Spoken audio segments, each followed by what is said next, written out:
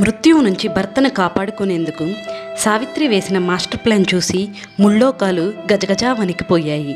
సత్యవంతుడి మరణానికి కేవలం 4 రోజులు మాత్రమే మిగిలి ఉందనగా సావిత్రి త్రిరాత్ర రథం అనే అత్యంత కఠినమైన దీక్ష చేపట్టింది. వరుసగా 3 రాత్రుళ్ళు 3 పగళ్ళు కనీసం పచ్చి మంచినీళ్ళు కూడా తాగకుండా చేసే కఠోరమైన రథం ఇది.